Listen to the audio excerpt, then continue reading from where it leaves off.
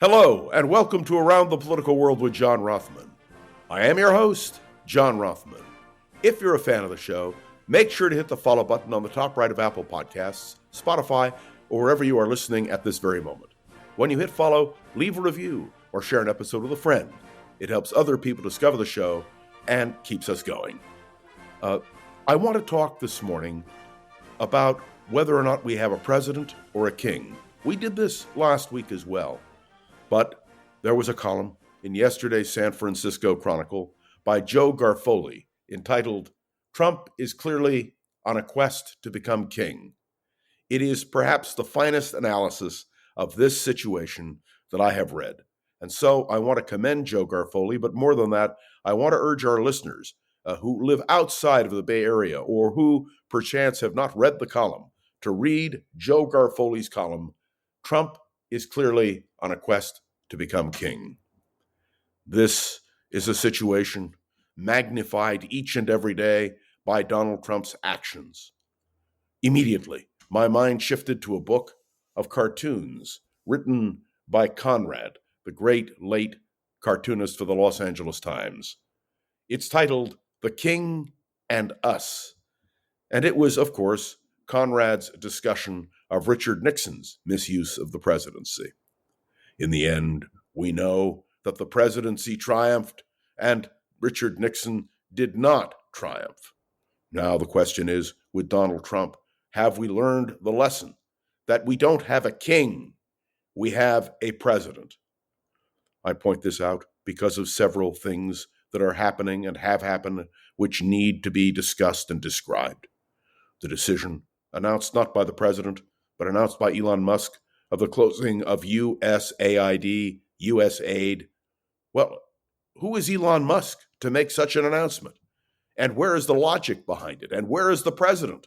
Is he in fact in charge, or is Elon Musk?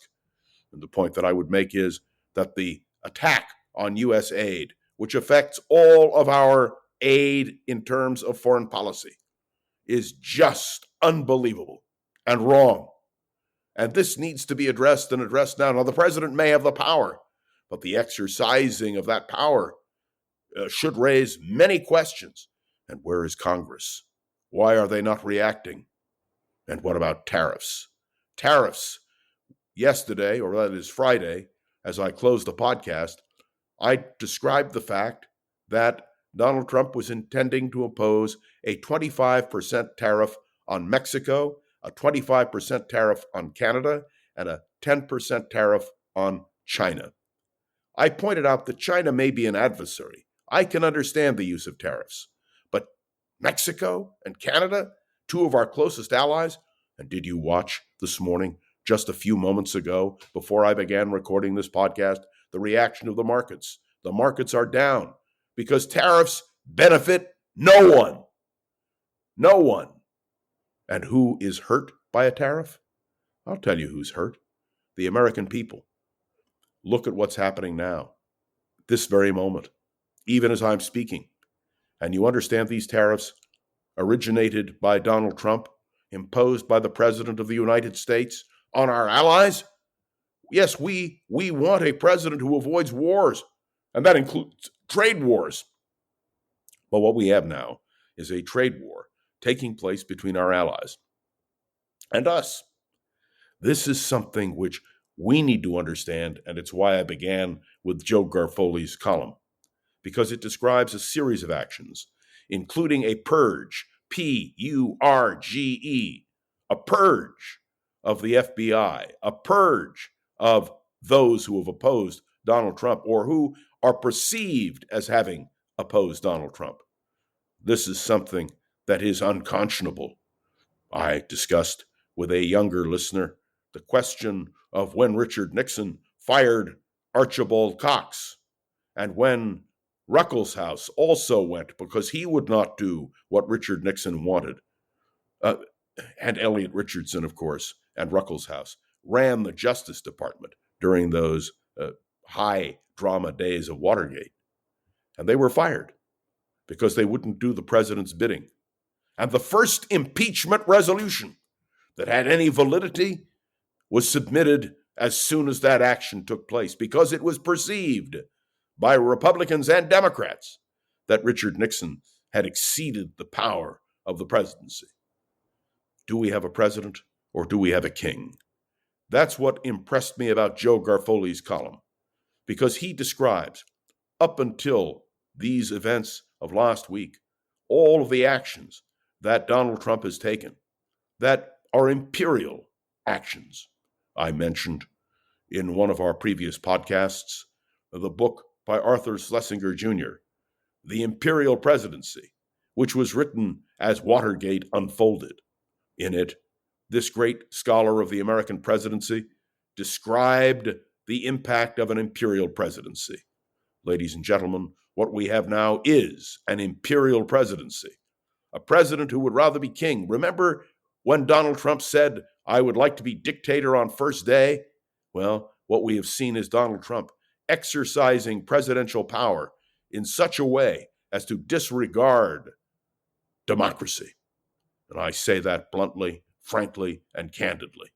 And I say it without fear of any kind of negative reaction from you, because you who listen to this podcast understand clearly the abuse of power which is taking place.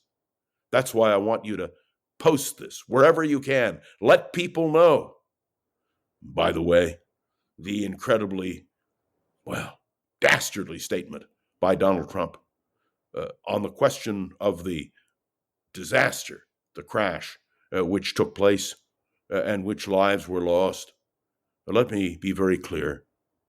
It was not caused by hiring quotas or discrimination. The standards for an air traffic controller have remained high. This kind of abuse, rhetorically, and in fact, I believe, in terms of what he's saying to the American people, is unconscionable and ought to be opposed, again, by Democrats and Republicans. We must recognize the constraints of power. That if, in fact, Donald Trump is not constrained, we will have increasing problems. Let me tell you that I believe that if the Democrats controlled the House and Senate, there would have been an impeachment resolution on the grounds of impeachment being abuse of power. And I would suggest to you that is what happened. That is what happened with Richard Nixon. When he began the process of abusing power, the House Judiciary Committee convened to discuss impeachment. Well, I know that that's not going to happen. And I listened, by the way, to 60 Minutes last night, and I listened to Mitch McConnell, the former Republican leader, who recognized that what happened on January 6th should have been a disqualification for Donald Trump to be president, but who said, I'll leave it to the courts. And may I tell you, our courts failed us because what Donald Trump has done is to stack the courts in his favor. Look, this is not an easy podcast for me to make, but I want everyone to be crystal clear. I want there to be no ambiguity at all. That we have a president, not a king. And when a president abuses power, it doesn't matter what political party you are in, you have to respond. Now, I know that there are those who support Donald Trump who will say, John, you're hysterical. Quite the contrary. I'm the most logical, cogent person. And I again want to point out, read Joe Garofoli's column. Joe did a magnificent job. Frankly, Joe, in my judgment, you deserve the Pulitzer Prize. Now the question is, once the reality has set in, once we can see what is happening, whether it is in the purge of opponents, whether it is imposing tariffs, whether it is making the kinds of statements about air traffic controllers which Donald Trump made, all of these things cumulatively, and now USAID.